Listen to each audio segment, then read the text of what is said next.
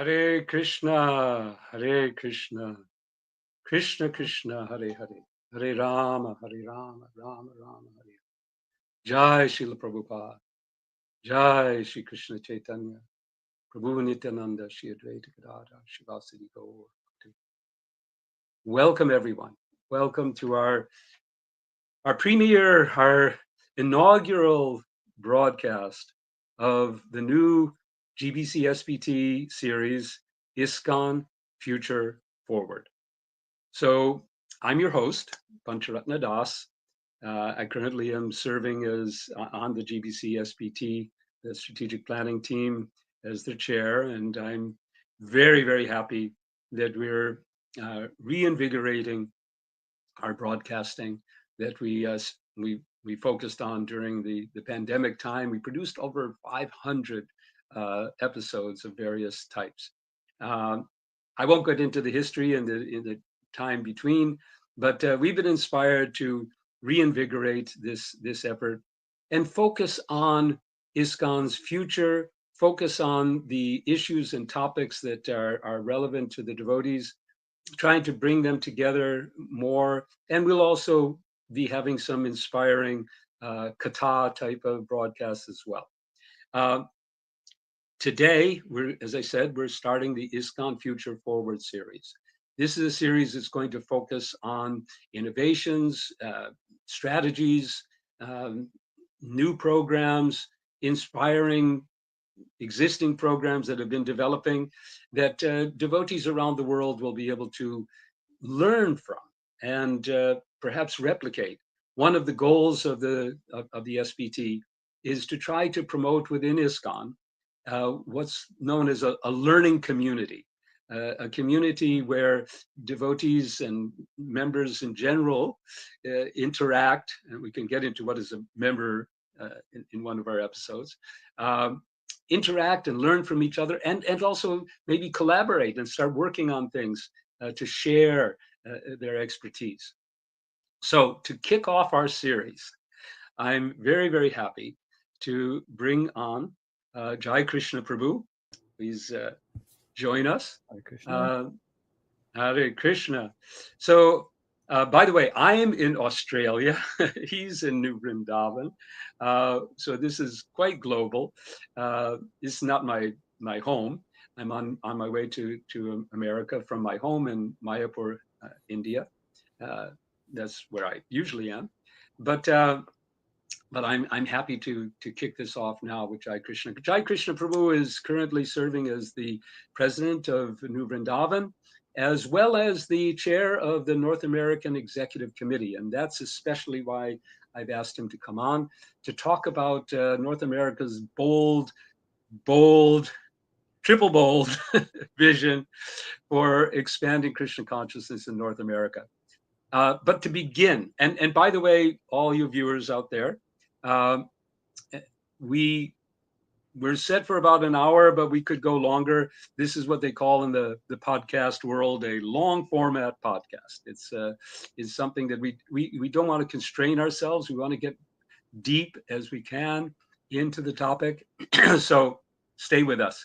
But it is being recorded, so you can always pick up on it at any time. We welcome questions, but we're going to hold off on questions uh, until toward the end of our conversation, unless it's something you just need to understand to get forward. We'll be monitoring that as we go along. So Jai Krishna Prabhu, welcome. Thank you so much for coming on and agreeing to be with us. How is the weather there in New Vrindavan? Is it still very cold? Pancharatna Prabhu, happy to be with you tonight. We are going through rainy days for the moment. Uh, It's springtime, but it's not yet really warm. But everything is flourishing. The leaves on the trees, the grass is all green, whatever. So we are happy that we get the rain from above, and actually it's helping us, to grow things towards Srila Prabhupada's request to be self-sustainable, yeah, and self-sufficient. I'm sure the cows must be happy. for sure, because it's a lot of green grass, Yeah. Yes, yes, yes. Yeah, and they're so good at that, right? I mean, they can go into a field and they know just which grass to eat and which is good. Even if they're sick. I once heard that cows can identify illnesses in humans, in us, and eat grass that contains the right kind of medicinal effects that go into the milk that will help us. I mean, that's of course if they love us. Yeah. If they But of don't, they're not course, going to do that. Krishna's creation is unlimited, Yeah, we just have a grasp of his setup, of this world, yeah, and how to serve us through different means, and encourage us, of course, through this kind of information to understand there is a creator, and we should really reconnect with him. Yeah. yes, yes. In one of our future forward series, we're going to be really trying to explore the future, how we can get to the future, I could say, of cow protection the way Srila Prabhupada envisioned it and the way it should be. So that should be another very interesting episode. Wonderful. Um, so tell me a little bit, and just for our viewers and myself too, a little bit more about your background, how you came to into Krishna consciousness movement, and just a little bit so we know you more, the person behind the topic. Yeah, Pancharatna Prabhu, I was born and grew up in the Swiss mountains, and in a little village of 330 people, where everybody knew each other, even knew in which room they would sleep at night. Um, and I was a Roman Catholic, as everybody there, altar boy, president of the youth club, whatever.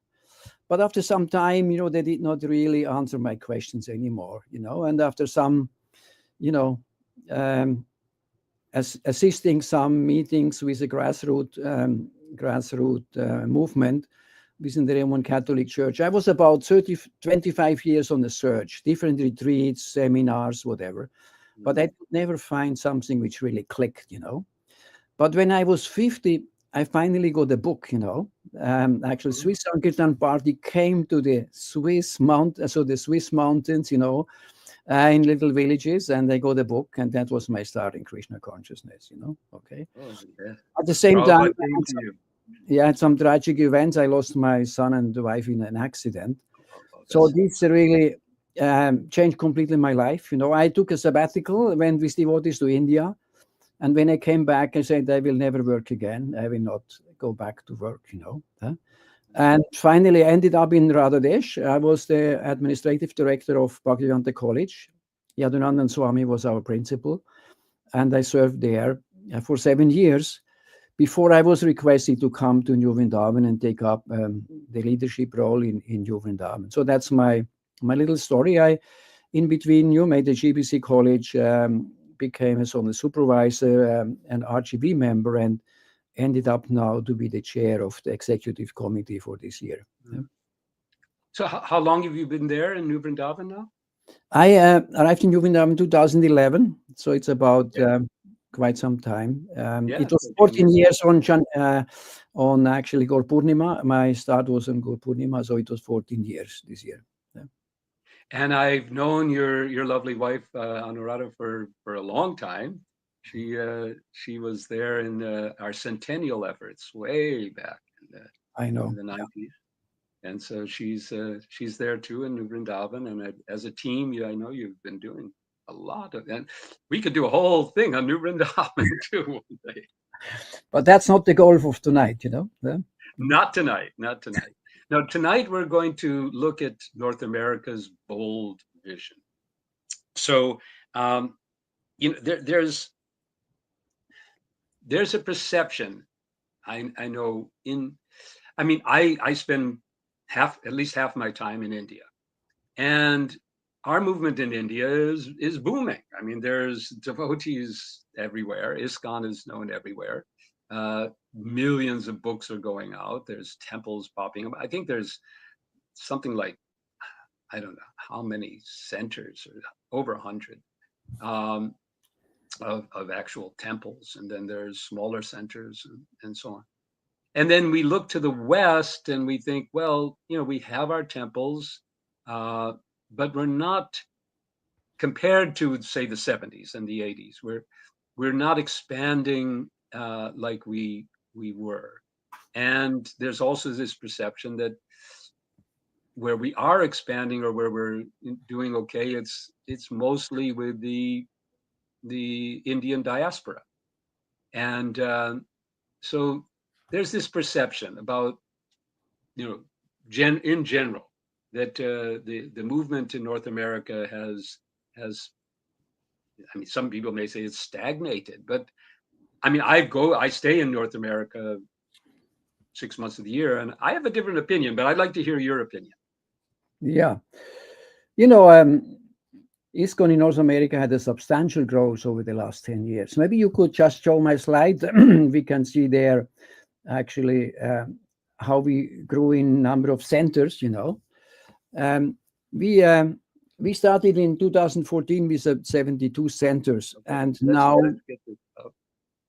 Okay, there we go. You can see here that we started in 2014 with 72 centers, and in 24 we had 121. So it's a substantial growth. You see in orange or saffron or whatever we call it, these are the centers in Canada, and the brown ones, they are the centers in actually in US. So there is a substantial growth. We have been seeing over the last 10 years. Yeah? And it's also clear that when we speak about centers, you just mentioned it for India, we have temples where actually 365 days deity worship is going on, and actually morning to night there are artis happening. And we have centers where we are focusing on the weekend and festival days. But in between, they have no deities installed. They bring deities from home. So here we calculate both of them. But nevertheless, we opened 20 new temples in the same period, really temples with full worship. So that's actually wonderful to see. And maybe another indication is book distribution. So we doubled, a little more than doubled book distribution since 2014. So these are really indications that the yatra is lively, the yatra is growing. There is a lot going on different levels. And of course, we understand the perception. We are not in a phase where we are really a congregational movement. In India, you have this strong brahmachari base in the temple itself, which is currently not the case in most of the temples. We have some temples which are restarting, actually having brahmacharis quite in a decent number. But in generally, in many temples, we have a very few devotees staying during the week. And of course, the big events are happening on festival days and on Sundays for the Sunday feast, Yeah. So it's growing, and but now you are thinking, well, this is. I mean, compared to what we've heard about the 335 vision, it seems that you're not satisfied with the line. the line on the graph is going like this, and you're looking to go make it like that. Yes. This is sort of a linear line here, and you're going for a geometric, or what, exponential, right? That's the word, exponential expansion. So yes. yeah, tell us about that. Tell us, how did this bold vision come about? If I can go to the next slide, you just see some items we really feel we are ready for the big jump, So a big topic is that we have now consecutive zones, contiguous zones, which we did not have before. Practically every temple had another GBC, and it did not allow us really to have a strategic planning for an area and so on, But now we have that. We have many zone supervisors. We have really competent, enthusiastic TPs. I have to say that on the temple president level, we really have a great succession. It's about 5 of the 126 centers. 5 temple presidents are Prabhupada disciples, which is wonderful, but all the others are middle-aged, young, dynamic devotees, which Mm, really help us to grow into the next phase, you know. And we have yeah. the preachers, we have, you know, really with this North American regional governing body, a nice foundation since 2 years. Before we have been sort of informal, so we are ready for the jump. Okay. Mm, You know, when we started to think about the future, we thought, okay, what is a reasonable time frame? We started to think 2024. We thought about 12 years from now, 2035. That's a reasonable goal, long term enough to actually make a jump, you know. And the other part was, okay, what is our goal? And we came up with 335, means 3% of the people in North America are actually practicing Krishna consciousness in one way or other. Huh? And we will speak later on about the measurement, whatever. But we really wanted to differentiate because 1.2% actually are residents with Indian background. Okay. And okay. Srila Prabhupada asked us to preach to the locals. So we really want to differentiate between the Indian residents. And actually, our goal is to spread, of course, Krishna consciousness strongly around within the local population. You know, so that was the vision and the vision we are propagating. Huh? Mm, mm. So, okay, so you mentioned 2024 last year. Yes. So there was a meeting. How did this idea take shape? It was the North American, like you mentioned, the North American RGB. Perhaps you can tell us a little bit. What is the North American RGB? Okay, so the GBC set up that there are in regions, sometimes in countries, a local governing body because the GBC cannot take care of all the details in all on all continents. Okay, so therefore the GBC passed a resolution that these regional governing bodies, they can be set up. They have to be approved by the GBC, and they're more or less the extended arm of the GBC in a region. Huh? They make sure that Srila Prabhupada's mission is growing, that Srila Prabhupada's smooth mission is continuing, and at the same time they're dealing with local topics, and of course that the GBC resolutions are implemented in the area. Okay, so Okay. for many years, 20 plus, we had the North American Council, actually a front runner of the RGB before, but it was more informal. It executed more or less the same actions, but it was informal. So about 2 years ago, we set up this North American regional governing body, actually approved by the GBC, and we are, as I said before, the extended arm of the international GBC. So who are the members of this So we RGB? have 5 zones in North America. So there are 5 GBCs, of course, they Okay. are there. Then we have 5 zonal supervisors. Each GBC from his zone delegates one zonal supervisor Okay. onto the RGB. Then what is very special, we have 5 temple presidents on the RGB. The temple presidents are elected by the temple president in each zone. And it's really wonderful because any decision we take, we know the temple presidents are the executors, you know. So if they sit at the same table when decisions are discussed and made, it really helps us to be actually connected to the reality on the ground and have their voice to execute it later on. And in addition, we have 3 ministries. It's the communication because it's important, you know, internal, external communication. And we have the Vaishnavi ministries and the youth ministries represented on the RGB. Yeah? So we are 18 Okay. members, which actually somehow represents North America in a wide way. And we are meeting every 2 weeks together. Okay. Yeah? Okay.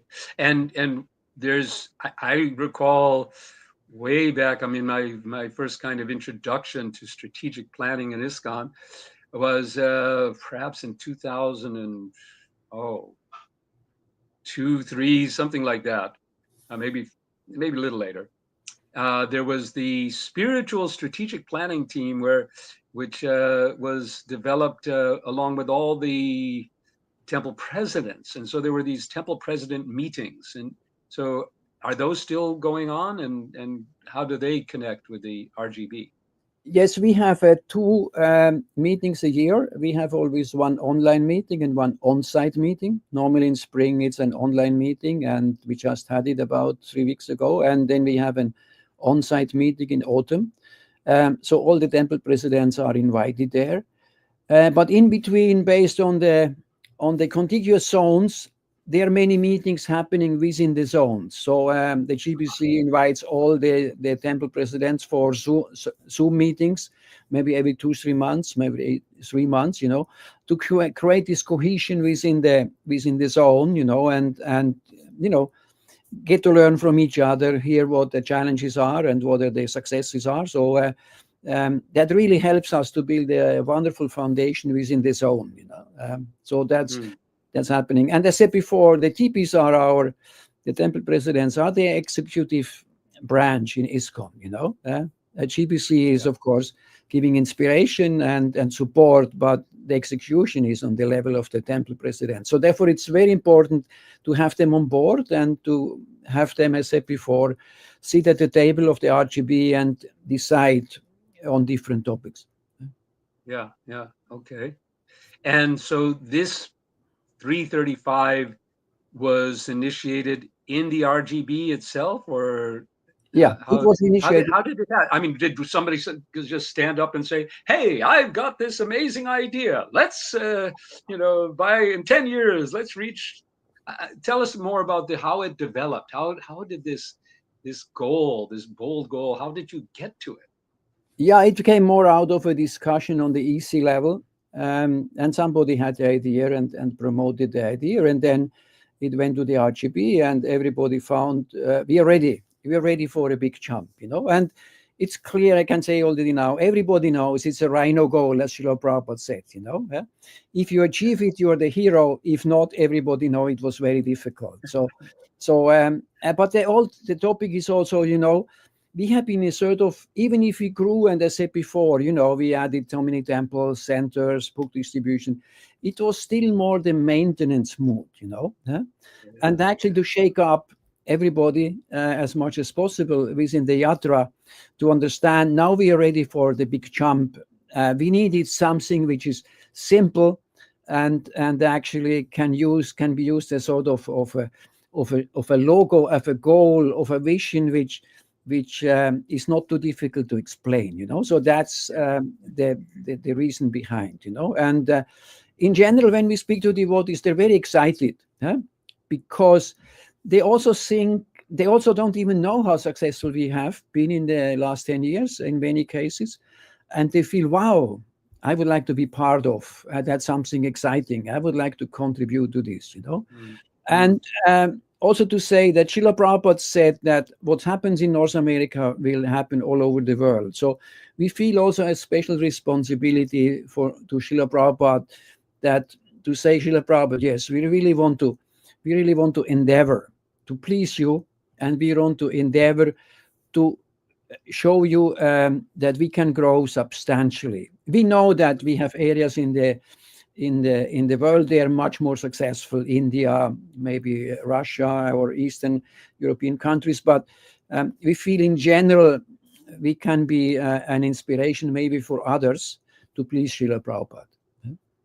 Yeah, and I did a little kind of back of the napkin calculation, and I don't think anywhere in the world we reach 3% of the population. That's even in India. I mean, of course, 3% of the population of India is something like 4 million people. But then again, how do you define practicing Krishna consciousness? We'll get to that. But I've just had a thought. This is one of those things where there's no loss or diminution. If you get to 2%, you're on the way. It's not one of those things. It's any dynamic progress here is going to build on itself, getting it going. So Can you see, look like you had another slide to show us. No, yeah, okay. Important to say, okay, look, this is an important slide of Srila Prabhupada's letter to Sudama. So just to say 3% in North America would mean 12 million people, okay? 12 million people. People. And if you'd Whoa. ask us, where are you today? We know collecting data in ISKCON is very difficult, whatever. We assume we are between 3 and 400,000. So it will be 30 to 40 times more. Okay, Yeah, substantial yeah, growth. yeah, Okay. yeah, So, but to understand this better, this letter is very important. It does not matter whether they are initiated or not. Huh? yeah. Okay. And here Prabhupada Yeah. said, initiated members are for managing the temples and preaching work. But our program is to invite people to our feasts, let them hear our philosophy and dance and chant. Okay. Yeah. Yeah. So he wants us to attract people in large number in the second sentence. If they are coming in large number, that is the success of our mission. Okay. Mm, But Srila mm, Prabhupada is not looking for 12 million initiated devotees. He's looking for the right. core. um, he says preaching, temple management, and the rest, people attend programs, they come, they chant, they take prasad. So that's an important differentiation, Mm. that we are not shooting for 12 million initiated people. Huh? Yeah. Is this a good time to ask more about, your when you say, because here you the title of this is practicing Krishna consciousness. So is this what you define as practicing, that they come and they chant? Oh, here we go. Something measurement. All right, good. Let's see. Okay, so What we does say that um, we would measure them if they chant at least one round daily. one Okay, round a day? or Okay. or they participate 20 times in the same program, means they're steady. Okay, Uh-huh. maybe the same Bhakti Vriksha, the same Sunday feast, the same whatever program, Sangha programs or Right. whatever it Right. is. So it's a steady participation in any kind of events ISKCON is offering in North America. So we say one or the other. Okay. So if they are chanting one round, of course, every day they are really steady, on their level. And Yeah. naturally, then in the future they will grow. And the other part is okay, they are steady in participation. So that's Yeah. our measurement. I'll tell you a funny story I heard recently about daily rounds.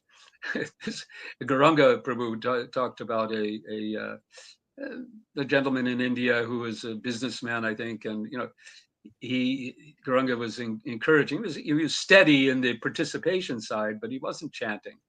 And Garanga was saying, just chant one round, and uh, and he said, no,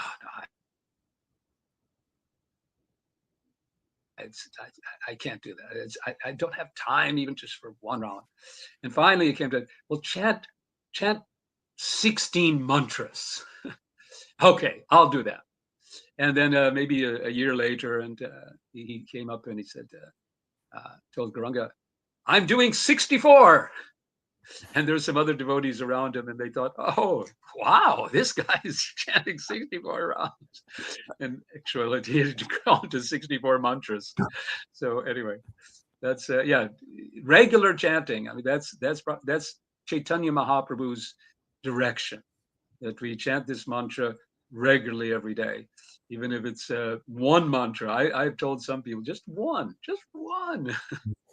one a day. But yeah, and the participation. So you have 20 means roughly not quite two per month. That you know twice, average of you know one and a half times. Yeah. uh, you know, you come to a program, and it could be at the temple. It could be, like you say, there may be a home program. Uh, yeah, okay. So this is a, a reasonable definition. I, at some point, I'd like, maybe a little later, we'll talk about how this connects with ISKCON membership.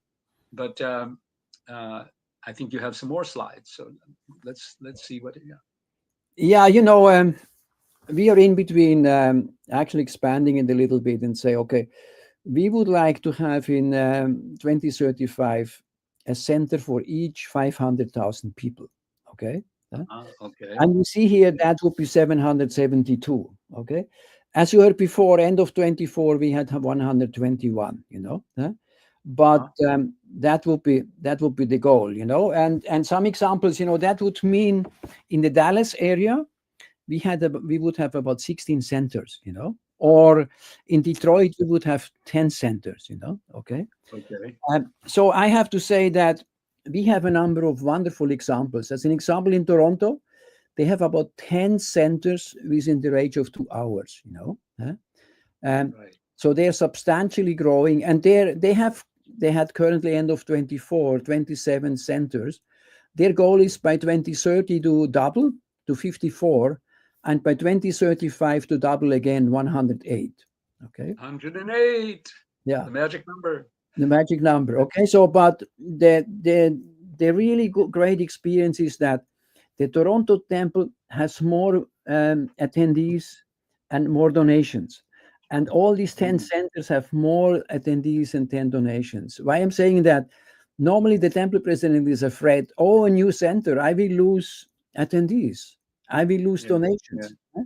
So we Yeah. really have this example also in two other areas. We have an example in Tobacco. They had a Okay. split off. They have a split off in actually 2 years ago, and it was a big discussion. Why could somebody open a center so close by? It was about 20 miles away. Okay. Right. Right. Now everybody says it was the best thing which happened. Tobacco has more attendees, more donations. The new center has about 120 families now. So it's really a great example, because that's the first fear of each temple president. Oh, so far I was the temple president of Houston. I had one center, but now you want me to expand and to have different centers, so I will lose. Another example is Detroit area. We have currently within 45 minutes 3 centers, and they are just about to push a next one, number 4. So it also shows, please go back to the previous slide. Yes. So it shows that by Prabhupada's mercy, Chaitanya Mahaprabhu's mercy, we can really go substantially in an area. And to compare this, you see, this is the Jehovah Witnesses. We have 13,400 McDonald's in United States. Okay. Oh. The devotees say too many. Okay. But if you see the Jehovah Witnesses, they have 11,800 centers. They're quite close to our unpleasant, supplier of food. But it's unbelievable. And if you think about the Jehovah Witnesses, how could this happen? They have so many centers. By the way, on the right side, this is a map of the Philadelphia area. Just Philadelphia, you see how many centers the Jehovah Witnesses have. So if you compare ISKCON to the Jehovah Witnesses, we are shooting for 774, and they have 11,800. So it seems, how is this a big jump? We know it's a big jump. It's a lot of energy, a lot of hard work, a lot of preaching. But we can see others really have expanded substantially over the last 2 decades. Well, while we're on the topic of centers, so tell me more. What do you define as a center? What does a center mean? Is it a physical place? Is it something we own? What? Yeah, here you go. Evolution of an ISKCON center. Okay. Yeah, let's take down the slides. We don't need the slides anymore. So, thank you. Yeah, just take it down. It's fine. Okay. You can remove the slideshow. Thank you. Actually, I have to say, Bhakti Mark Swami had this big vision in Canada. Okay, and his vision is that if there are 5 mature devotees in any area, we open directly an ISKCON center. ISKCON name, ISKCON bylaws, GBC representative on the board, and we are starting a center. The center normally is, of course, active on the weekend. They rent the place in a community hall from a church, whatever. They bring the deities from home. They even cook prasadam from home. So it's a very low cost program.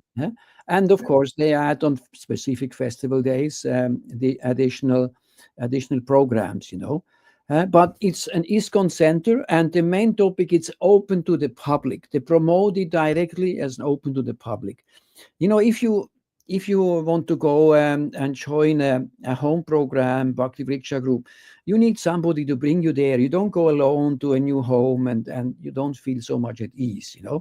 But if Right. you have this center, and it's different because it's a public place, so you can much easier enter and join.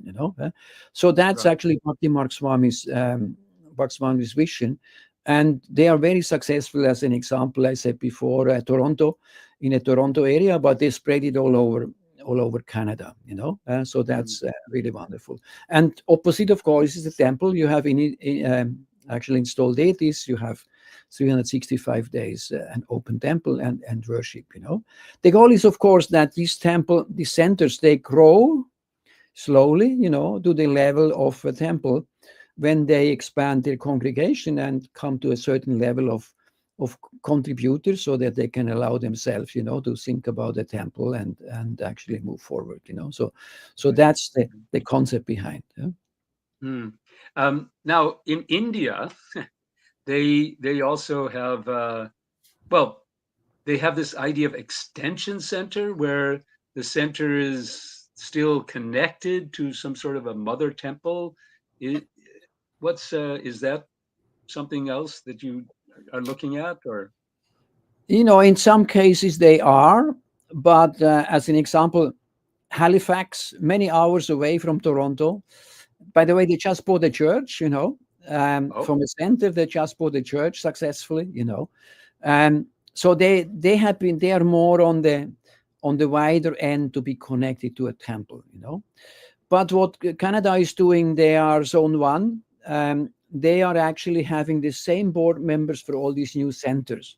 So these are senior huh. devotees. They help them, to go over the first struggles, the challenges they find, advise them how to move forward. So that connects them all together. Huh? So that's a good approach, because most of these devotees, even mature devotees, they are not yet experienced in managing a center, managing a temple, whatever. So therefore, they have at least three board members normally, senior devotees who are all over the place on the board, and they help them to grow and overcome their challenges. So is there like a common terminology, ISKCON Center of such and such, or is there like a branding that you're trying to Yeah, they have develop? a naming. They have a naming definition. So it's normally the place. So it's as an example, it's not New York North. It's more a New York, let's say Brooklyn, or it's New York, whatever. So that it's the place where actually the center is. So that is a clear definition and a clear differentiation from the next one. By the way, Canada developed this, or Zone 1 better said, in a very wonderful way. They have a long manual how to start a new center, what to Oh, consider up to the registration with the government, opening a bank account. oh, You know, uh, wow. all the details are really wonderful developed, and we are just taking this over and adapting this for US. Okay. Because it's really helpful to have such a manual in all the details. And of course, It, they it, start with the seven purposes of ISKCON. Okay, you are a center of Srila Prabhupada's mission. These are the yeah, seven purposes, and how do you align yourself? They have yeah. a set of 10-item fact sheet. The new centers have to actually respond to, which Okay. actually is actually giving them a proof that okay, they have the right mood for Srila Prabhupada's mission. Yeah. Yeah, yeah, yeah. Um, we're gonna get okay. Let me just get on this one point. Is that manual going? Is it something that we could share on our with others, or is it not yet? It's an Not internal. yet, not yet. We are just Yeah. in the middle of actually reworking this for or adapting this for US, mainly the legal part, and we will have it later on our website, NA, iskonanargb.com. Okay. So it will be available in the future because we want to contribute to the world if anybody is interested. That, Yeah, this is a formula. yeah. Um, but now let's let's keep going. So centers. You said that centers is a key part of the strategy. But let's hear more about the, because I know you spoke about these growth areas. You know how you're going to achieve this by focusing on different elements of outreach and expansion of movement. Yeah, I think there are two main topics. We have a vertical initiative. This is within the zone. So we are encouraging for the moment all the zone to have a support office with a minimum of 3 devotees. Okay, they would Okay. support new centers, but at the same time they would strategically review the whole zone. Okay, do we have a center in Tennessee? Okay, where do we have a number of devotees in Tennessee? Okay, how can we support them to come to the level of a new center, as an example? Okay, Mm, and then mm, the whole process, ISKCON bylaws, how to, you need a representative of the GPC on your board, and all these different topics about compliance and so on. Okay, right. so that's the vertical approach. And then we have a horizontal approach where we have defined 4 growth and 4 support initiatives. Growth initiatives in the meaning that it would help us to attract more people. As an example, Kirtan is one of them. Yeah. Prashadam distribution on large scale, from Govindas to food trucks to actually, um, you know, prashadam in different grocery stores, and so on and so on.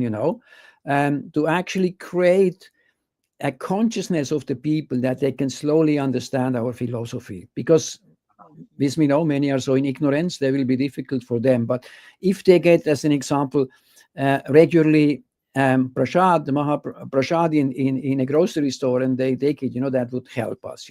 So as an example, Yeah. Yeah. so then use because every religious movement, if you don't keep your use and they are not actually the pillars of your future, you have a problem. So there is a strong youth initiative by the youth ministry. And then we have, of course, congregational development, which has many aspects, of course, Bhakti Vriksha and, Krishna homes and so many different tools. And Community. yeah, community. Community. Yes, correct, and then Kirtan, to Kirtan. actually have Kirtan parties, of course, Harinam again, but Kirtan in yoga studios, Kirtan going around actually over the country, to have Kirtan programs in theaters and different convention centers and so on. So these are more or less the horizontal initiatives to support the growth in general. And then Yeah. the zone, vertical, they are looking for their zone. Okay, where we are at, where do we have pockets of devotees, where do we have no centers, how can we develop it, how can we support them, how can we organize traveling preachers to go there Yeah. and then Yeah. give them association and so on. Yeah? Yeah. This, I always, when we begin talking about ISKCON and strategic thinking and so on, I always come back to ISKCON's first purpose: to systematically propagate Yes. spiritual knowledge to society at large, and to educate all people in the techniques of spiritual life in order to correct the imbalance of values in life Yeah. and bring real peace and unity to the world. So this, it sounds like, systematic. You're trying to be systematic, and I assume most of our viewers will remember the wonderful interaction between Giriraj Maharaj and Srila Prabhupada in those last days, where Prabhupada asked about how our movement will go on and how it will spread, and Giriraj spoke about the you know we'll chant Hare Krishna, chant our 16 rounds, and then things will be okay. And Prabhupada quietly said, intelligence and organization. Yes. So it's very good to hear that you're thinking organized, systematic.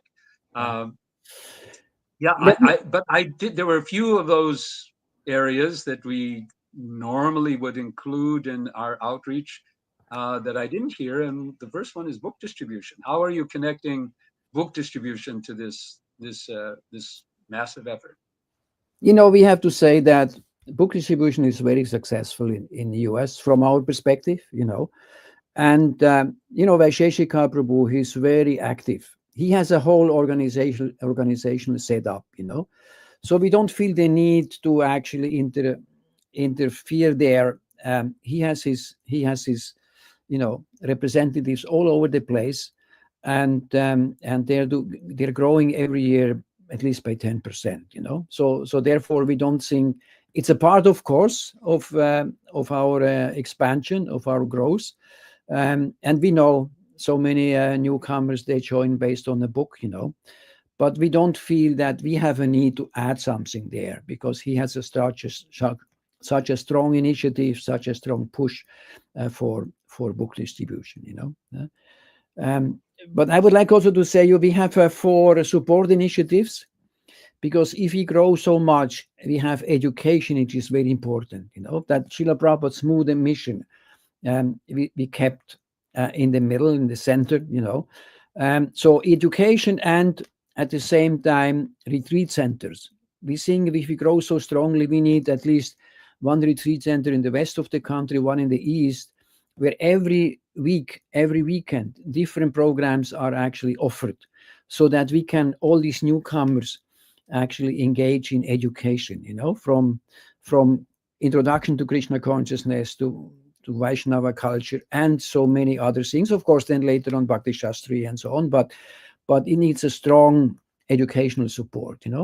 The other topic, Yeah. which is also very important, is devotee care. So devotee care is also a support initiative, and happily we have Shiny Dai now in back from UK.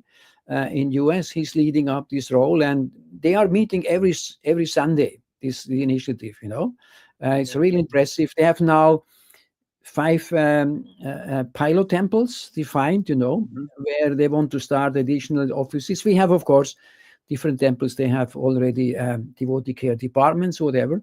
But to spread it, they are very active, And the other part is also administration and actually compliance. So there is another initiative to help new centers and temples in general with their administration and compliance Right. issues. Right. So yeah, Okay. Okay. Now, one thing that I will mention though about book distribution is that there's been, in fact, my service with ISKCON Online, which is and Chant Now, which is another project that I work on, was born out of a perception, and I think a very real one, that we lack follow up on book distribution. We distribute books. I mean, I didn't I didn't have time to look and find the number for last year. I know it's over 1 million books that were distributed in North America. So in the next 10 years, if everyone who got a book and made progress towards the participation and practice that you as you've defined it, then you'd get it. It's just if that line, of course, that's not what happens. I've studied this and found that the it's more like Krishna's statements, Manushyanam Sahasreshu, that 1 in 1,000 that yeah. get a book. But even that, that's still is a substantial number. Yeah. Uh, Let me that just add that Vaisheshika Prabhu, of course, has developed something for this. He has his Bhakti community. Okay. Yeah, he's got It's an that. Yeah, online program, So if they distribute the book, they have a little bookmark with this Bhakti community website, whatever. And there are regular programs actually offered on this Bhakti community website to actually not lose the connection with the one who received the book. Okay, so it's clear that not everybody will follow up, but he has really set up a real wonderful follow-up program and to bring these people closer to actually to Krishna, closer to ISKCON. yeah, yeah. Well, I mean, maybe in another when you and I have some time outside of this, so we could talk about some ideas that I've explored of having a follow-up service center. I'll send you some stuff about this. Thank you. That because I think that you know, like you were describing about support, how these centers and devotees uh, can do a certain amount on their own. And this is kind of a general theme that our team, the SPT, is looking at: is how can we get out of silos where we're all trying to do everything ourselves wherever we are, and work together and share, so that somebody is, for example, even in the area of graphics, or courses, or anything, that we can share these and develop toolkits, resources that devotees can use to achieve these goals. And maybe maybe those things will require a bit more centralized, and that's another topic I'd like to ask you about: the dynamic between centralization of resource and support, and keeping that dynamic, voluntary, independent spirit that Srila Prabhupada wanted. Yeah, it's a big topic. It comes up practically at every meeting. How can we have power in purchasing? Okay. Or how can we, as you say, why don't we do everybody's doing another flyer and actually board or whatever for Janmastami? How can we not do this together? So there is a lot of potential and synergy which could actually benefit everybody, but unfortunately we are not yet there. But I would say that the good thing is that we have great examples. If you see Keshava Maharaj in UK, out of Manor, he has really set up a number of wonderful programs. He's very strong on social media, and he's really an example how to actually address different target groups in a wonderful way. Um, and in US, we have the wisdom of the sages, with their morning program, always a Bhagavatam class in their special way, about 10,000 followers, and normally middle-aged people, because they went through their all sense gratification and found out themselves that it's just never ending. The satisfaction is never coming. So then they look for something else. And we have examples of temples, I think, in Philadelphia. We have now about 25 of these wisdom of the sages followers who come to the temple. So they are, as you say, in different areas, really wonderful initiatives, successful. But what we still are not yet there, somehow to combine this and to actually take over and reproduce, or actually help each other to do the same on many levels. So I think that's an important topic you are actually mentioning. But I just want to say that in each zone, as an example, we want to have a representative of each ministry. Okay. So that means we have in each zone somebody for book distribution, we have somebody for devotee care, we have somebody for Vaishnavi ministry, we have somebody for deity worship.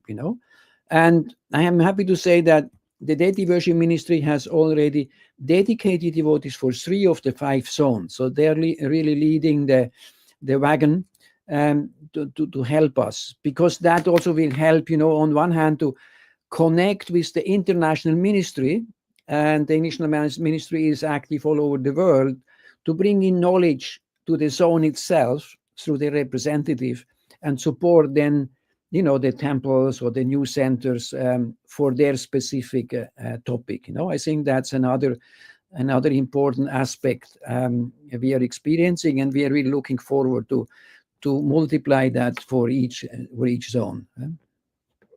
Now we're heading into our hour, and I'm going to ask your permission that we extend, because I have still a lot of questions and topics that I think we could explore. But I also like to give an opportunity to our audience. We have some people watching live now, that if you have a question, you can put it in the comments of either Facebook or YouTube, and we'll pick it up and try to weave it into our continuing conversation. So I want to get to the demographics of your audience. I mean, you'd mentioned that middle-aged people are attracted to the wisdom of the sages, and you gave some reasons for that. Uh, is that where you also did mention that? I think you mentioned that if you one of the ideas for 3% was that the Indian diaspora in North America total is somewhere around 1 or 1.2% of in Canada and US. Is that right? Yeah. Yeah. And so you said, "Oh, let's double it." Probably love that. Double it. Um, which means that the rest that of so 1.2%. How many millions is that out of the 12 million? Is it actually like 5 million people of the diaspora No, we in have to North say that the the residents with Indian background are 1.2%, but not all of them are, of course, ISKCON related. You have to know that Yes, I yes, was that's true. invited in Pittsburgh last autumn to a gathering of Indian or Hindu organizations. There have been 30 different organizations present, you know. Wow. Um, I was representing ISKCON, we have been one of them, you know. And of course, they have all the goals and Art and Dharma, and, you know, to keep the culture for their use. But what is happening that actually um, they are focused on actually Indian residents with Indian background. You know, we have an opening. We want to preach to everybody. You know, so I think that's an important aspect. So in many temples nowadays, of course, the Indian population is a very strong part of the participation in any program the temple is offering. But we really want to widen that, and we have different examples again. You know, as an example, Vedasar in Atlanta, he has about 100 plus followers in 5 states. Okay. Mm, But he has also 100 and plus followers in 5 countries in Europe. eh?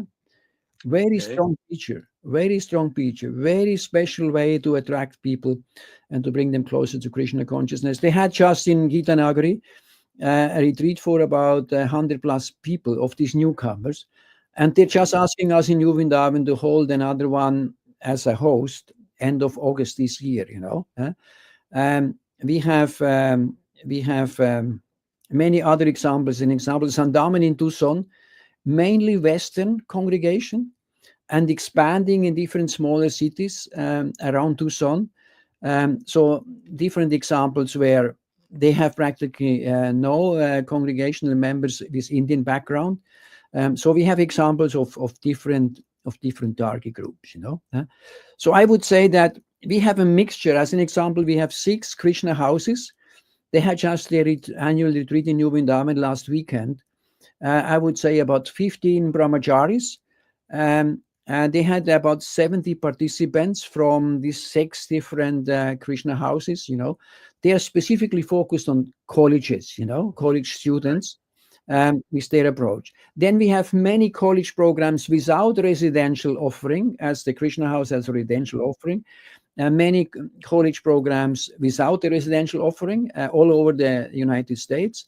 And then, of course, is the yoga group. The yoga people, as we all know, are much more open for spiritual messages. So some preachers are strongly focusing on yoga groups. And then it continues, of course, families, in the meaning that specifically in underdeveloped areas, if you have 2 or 3 families, to invite them to start programs, and every family invites another family, and so on. So this is more family oriented. So there is not a specific target group in itself. There are different programs focusing on Mm, different target groups. But okay. overall, it's not limited to youth or families or old age or whatever we name it. Right, right. Okay. Um, yeah. So speaking of, you mentioned a couple of things that got my got me thinking. You talked about Vedasara and all of his. Now, would the people that are they chanting one round? Do they participate in his online stuff? So you mentioned visiting a temple or so. What about attending an online talk or something. Does that count in terms of how you measure your goal? Yeah, if they would 20 times a year attend his online programs, that would be part of the numbers we are looking for. So he has, of course, he goes once a year physically to these states or countries in Europe, states in US, Yeah, countries in yeah, Europe. And then he organizes, of course, now these retreats, but in between he has online programs. So that's his approach. And he has more the approach. They ask him questions, so he's not there to huh, for yeah, regulative principles, do this and whatever. He is more the outreach, personal connection, asking. They ask questions, and through the questions he brings them closer to Krishna. Huh? yeah. I've been the Bhakti Center in New York had developed their kind of a programming strategy where they define that they have an outer circle, then they have an inner circle, and they have a core. And in the outer circle, people are engaged, but they're engaged when perhaps they're connected. They are connected through yoga programs, Ayurveda programs, etc. They may be occasional, and they move into the inner circle. They begin to chant, and they begin to maybe read books and so on, and then they end up. Some of them will end up in the core where they're initiated or they're following, the full program. I'm curious because you set, in one sense, it's kind of a high bar, 20 times a year and or chanting one round a day. What about those who, are sympathetic, or they even identify themselves in some way as Hare Krishna, but they don't do that much. Yeah, Do you, we had do you what we do you had see? How do you see those people? yeah, we had to set the bar, somehow to make it transparent what we are looking for. Of course, we welcome everybody. We know that we welcome everybody, and somebody may come only on Janmashtami, because that's they really, they take a day off on Janmashtami when it's midweek, and they really want to come and have darshan and offer something to the Lord and participate in programs. So, but our bar is a little higher. But of course, the reality is that, as you say, we have these circles, and many are on the outer circle, and hopefully we can inspire them to come closer over time. I have to say there also, the experience is clear in US that in most of the cases when your major congregational members are Indian background, you need a separate program for Westerners because they don't feel at Mhm. ease to come into a temple where 90% are or 95% are actually of Indian background. And that naturally starts in the way you say it with an outer circle. Um, little more discussion than a lecture, introductory programs, and then slowly through prasad and kirtan, move them a little step by step closer to the middle circle, and then hopefully sooner or later to the core. But it takes some time. Okay, and depends also on the age group. I remember we had this program in Buffalo, New York, um, and Keshava Maharaj, he has given a class. We invited him to give a class there, and mainly people 55 or 60 and older. Huh? and and his topic was actually dharma and seva. Huh?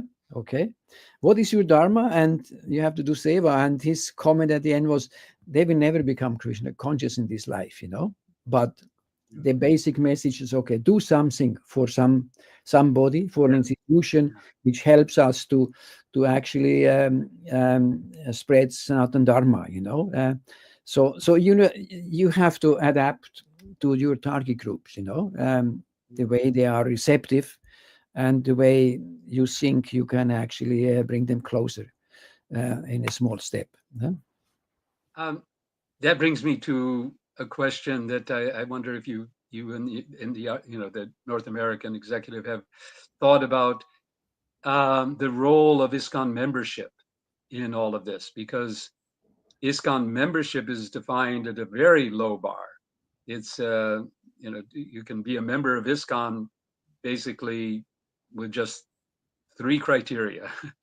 The first one is you have to want to be a member of ISKCON, and that's perhaps a big step for a lot of people. But the second part is you do something to support the mission, and it doesn't have to be 20 times a year, or just something, once a year or whatever. And so that's easy. The third part may be not so easy, which is to accept the teachings of Krishna as presented by Srila Prabhupada. But that's in comparison to chanting, one round a day or 20 times participation, it's pretty simple. So have you thought about offering that as a sort of stepping stone? And of course, it's something that we want the others who are one round and so on to be also identifying themselves as members of ISKCON. Yeah, it's a data collection is very difficult in ISKCON, as you have experienced over the years. Okay. Um, we are actually proposing temples to use the same software, if possible, Ah, which allows to actually have proper data for congregational members on different levels and volunteers on different levels and so on, so that over time we could have a sort of common data. Huh? yeah, Because yeah, our biggest challenge is to how do we measure this? How do we get the data of all these, right, yeah, the ones who are chanting one round or the ones who are actually participating, and yeah. it's a major task, and it's actually an impossible task, because we are a volunteer Nothing is organization. impossible. Impossible is a word in the fool's dictionary. you know, um, This is, I mean, this goal is something like, producing 17 volumes of Chaitanya Charitamrita, and in that, I think you can pretty take much. some hints from that. Yeah, okay. So that's the topic. That we have to find a way to enable the centers and the temples to get their own data. Huh? Yeah, We can take an advantage for our measurement, okay? Because we cannot come from top down and measure this. If it's not come from bottom up, it will not function. Okay. yeah, So yeah. that's our approach, and this, of course, could be nicely combined with your membership program. Huh? Yes, yes, and I'll just put another plug in. SBT is also developing ISKCON Network. And ISKCON Network is a framework for ISKCON members and to network. And it will also have many subnets. And the first one that we want to really, really try to develop is the IT subnet, where the devotees who have expertise in these databases and IT in general can work together to support centers and these initiatives, and make it possible. And uh, Jayadvaita Maharaj is now in New York, and he's been also pushing for this. He's come up with a nice little slogan I like. It's called Kirtan Spaces and Databases. Like you said, the many, many, many centers where there'll be kirtan, and databases to support the people who come and and provide the data that will drive initiatives that individual centers can't do. So there's I see, when I talk to you and I'm hearing from you and looking at this, a lot of opportunity to collaborate, work together, and somehow find the synergy between individual, autonomous, voluntary, all of that, and working together to produce a greater result. And I think we've seen it in book distribution. I mean, I think we've already seen how Vaisheshika Prabhu's team has come up with a lot of different resources that have been picked up by the book distributors and turned into something really wonderful. Uh, one of the people I'm hoping to bring on in a future episode is the devotees who are involved in India, who've just established their own Sankirtan devotees community, online community, to keep their interaction going uh, on a regular basis. So I think this in general, interacting, working together, learning from each other is a way that all of this will happen really, really well. I've there have been some questions in our chat box here. My good friend Nishingananda Prabhu has mentioned a situation in another country where they're actually thinking of selling a temple to get to a better part of town. But it seems that in the context of what you're describing, it's all about not moving around, but expanding and creating more facilities than than changing. Is that right? Yeah, that's really the approach. The topic is keep your temple, but open new centers, and in a reasonable distance from your temple, and grow like this. But don't give up your temple, and the practice shows that actually it's functioning. I just want to mention that the mega churches, they found out that within a driving distance of 27 minutes, a circle around the mega church, people are regularly attending and doing service. Okay, Hmm. if they're out of the range of 27 minutes, they irregularly attend and normally don't offer any service. Okay. So therefore, the mega churches, they plan their churches in these circles, 27 minutes, 27 minutes, so that they actually can have success in attendance and service offering, And I think we have to think about the same in the future. We are not yet there. So that, we keep the temple, but we open further away a center and actually develop a new center. Of course, we need some devotees present there, so that we can start with them. The center is not from scratch, or we would have to offer there somehow Bhakti Vriksha group or some other programs with yoga studios and so on to find the core to start a center. But that's the of course the goal, that definitely we would not give up a temple. There may be some extreme examples where it makes sense, but we already know that even the GBC has to approve that the temple would be sold. Yeah, they Yeah, do. so Mhm. And so that's Prabhupada, in his will, he was like really, yeah, yeah. So very that's strong the on this. that's the topic. Yeah, Yeah. yeah. I want to get back to the demographics because another topic which I hope to address perhaps is clothing in our, you know, there's discussion, ongoing discussion about the effect of our, our traditional ISKCON dress, which is something that we created, um, and our outreach, particularly in non-Indian background uh, populations. Uh, has there been some thought about that in general? Or is that just something that leave it to everyone to just decide for themselves? Yeah, I that's actually the approach, that we leave it up to them to do that, because consciousness is not based on the outer dress. At the same time, a dress creates a sattvic, our Vaishnava dress creates a sattvic mood, a sattvic environment, but it's not we are not there to push them in something like this.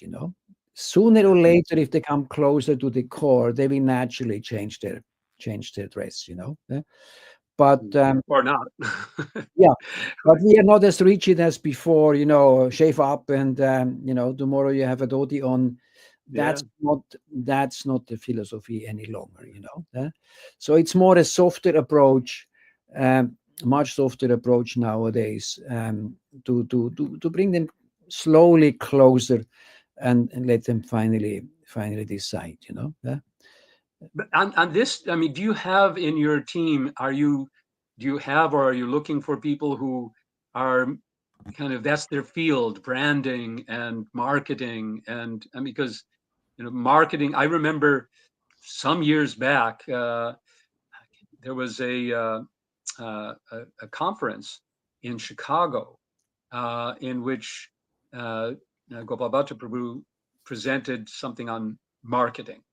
I think the 8 Ps or anyway, it was a presentation on marketing, and the topic of the conference was outreach to Western, non-Indian background audiences. Um, do you have people, or are you looking for people that want to really brainstorm and get into marketing strategies for this whole initiative? Yeah, let me say two things. First of all, we have a proper disciple who is actually financing different activities in this regard, Okay. So we just decided that Sadhu Sangha, where we have about 4,000 devotees, the end of the month, to have a table for the RGB and actually promote 335 and different other topics, and also relate them to our website, where we're just opening actually a database where temples and centers can actually post open positions, and have on the other side a database for devotees who say, okay, I'm an accountant, I could offer 2 hours a week. You need any help out there? I would be happy to do service. So on one hand, the devotees can post their capabilities and their time they can spend on service, and on the other hand, the temples or the centers who have a need, okay, and that will be part of that. For the moment, it's clear that ISKCON is not a brand name. We reached kirtan and meditation and so many things. Reincarnation, these are standard words nowadays in society, but ISKCON is not yet in the United States, okay? So we have an initiative. Next year is the 60th anniversary of ISKCON. Prabhupada founded ISKCON. So we are, for the moment, meditating on how to promote ISKCON the brand ISKCON on a wider level for this anniversary. So this year, it's the 60th anniversary of Srila Prabhupada's arrival. So we will have a big event in Boston. And we will have one in Butler, Pennsylvania, where Srila Prabhupada ended up, with his engineer who supported his visa. But this is more internal. So next year we want to go more public and actually push the brand of ISKCON. So definitely, all the temples or RGB, whatever, we all need so many devotees doing service in marketing or in different other perspectives, So service is endless, as you know, and we have the potential to engage so many devotees. So therefore, we want to promote as these tables in Sadhu Sangha, and then later on the first Rath Yatra in New York, and we want to continue in other Rath Yatras to go out there, connect with the devotees, actually make them aware of 335, aware of these databases where they can find open positions, offer their service, and so on.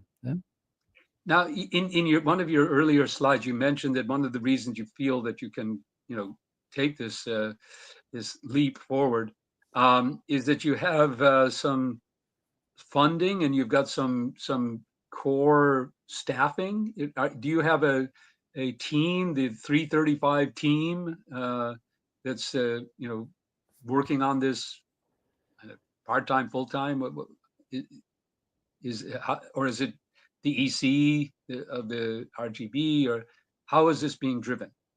First of all, the temple president offered that they contribute 1% of the income of 22 to the RGB in North America, which gives us for the moment a reasonable funding. We have some donors who are supporting different administrative functions. So that's our financial situation. We have currently a staff. We have a secretary, of course, part-time. We have 50% our administrative director, and we have a full-time assistant, and we have Koladri Prabhu, who was in charge of the North American Council for so many years, who offers his full time to us, So that's on the national level, okay? And now, as I said before, we are setting up support offices in each zone, hopefully not too far in the future, so that we can multiply actually the different resources on in each zone and move forward. And part of this is, as I said before, also that the different ministries would have their representatives, so that we can enlarge the actually the core. Most of course, this service is actually service, but we have some paid actually functions, because we know we need stability. We need actually Yeah, somebody yeah. who takes care of day in, day out, different topics, so that we properly follow up on our services. Yeah. Now, you mentioned Kalaji Prabhu, who I'm very grateful has been listening to at least some of this, and he he posted, I think, would be a relevant benchmark. New Vrindavan attracts a lot of people. Um, what would you say? Do you have some idea of the numbers that New Vrindavan has as a benchmark for this project and going forward? Yeah, we have quite exact numbers from an outside company based on mobile data. So they calculate actually visitors out of the range of 50 miles of New Vrindavan, so that the locals who pass by the public road next to our temple, they're not Right, counted. right. Okay. So Yeah, last year we had 68,000 visitors, except Canada. Canada has a law which is not allowing this mobile data to share. okay. So they are telling us where they're coming from: New York, Texas, this, Detroit, whatever. They're telling us what they do before they come to New Vrindavan. They went to a grocery store, or they have been in a motel because we don't have enough accommodation. They tell us what they do after they left us. Huh? Uh, And who knew? they tell us which age group and income level. Okay. So you can Okay, imagine. I wonder how many of those people might be watching this, and they're going to look up their phone and say, "Hey, I got to turn this off." But it tells us also that these people are coming 2.17 times a year to New Vrindavan. So we had Okay. about 144,000 visitors, except the Canadians. We have many visitors from Canada, specifically Toronto area, because there are so many Yeah. Indians actually living in the Toronto area. So that's our topic. But we have maybe 10% devotees visiting New Vrindavan, and Okay. the rest are not ISKCON devotees, okay, non-ISKCON devotees. And of course, our attempt is to, first of all, expose them as much as possible during their state of Krishna consciousness. And second, serve them as best as possible, that they really feel Srila Prabhupada's movement is together. We are organized, we are taking care of them, we are friendly people, we help them, so that we have a booklet with all the centers in North America. They say, okay, I decide I want to go to the Detroit temple or the Philadelphia temple and find out how is it there. So that's our mission.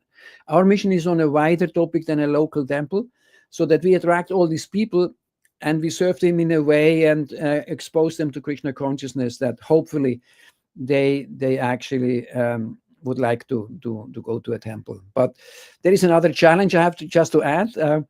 Since years, I'm looking for somebody who would like our addresses, okay? Because we collect addresses. But so far, Yes. nobody, in exceptions, was ready to take our addresses, because I would like to share every month the addresses with the DC temple, because in your area, these have been our visitors within the last 4 weeks, Yeah. yeah? Yeah. Or a Bhakti Vriksha group, so that follow up, as you said before, would be actually executed. And I have a Yeah. nice story for that. I was in the 90s in Utah, okay, Yeah. before internet was really, common present, in our lives. And they took my personal data, because when I visited, they wanted my personal data, and I have shared them my personal data. I go back to Switzerland. 3 weeks later, they called me and said, we have a center in Bern, your capital. We have a Sunday program, and we invite you that you join us for the Sunday program. Huh? Really? Mormons organized in the 90s in a way we are still struggling to do in ISKCON. Yeah? Yes. Yes. Yes. That is true. That is true. Yeah. Um, we are, I'm going to wind up here, because I think we owe it to our audience too, because we could go on for for a while. Yeah. But I wanted to ask a couple more questions. First of all, what are the challenges? What are the things that you find is going to be really? What are the biggest challenges in achieving this Rhino goal?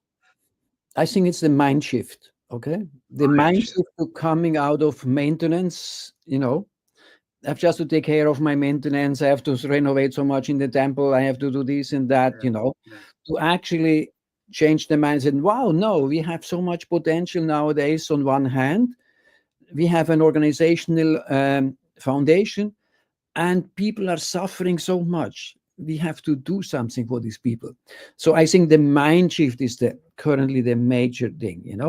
If you have a chance to talk personally and whatever, everybody's excited, but to reach the individuals and to actually get them on board, that's really a challenge.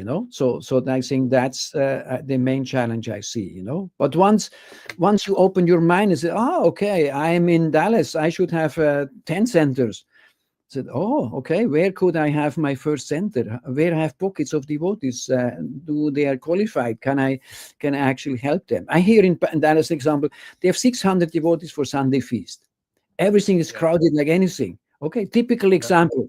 Okay, there we should open 3 centers right away as an example. yeah, Of yeah. course, it needs a slow growth. We have to control it. We want to keep Srila Prabhupada in the center, but maybe start with one, and then in 6 months or 9 months, based on the first experience, go for the second. Well, here's just related to that, just quickly, because one of the main features of our really established temples is the deity worship, and to achieve that level of deity worship at a small center is not practical. So, would you envision that these smaller centers will perhaps serve during the week, or and that still those people that participate in those centers will want to go to the big temple for the darshan and the artis and so on.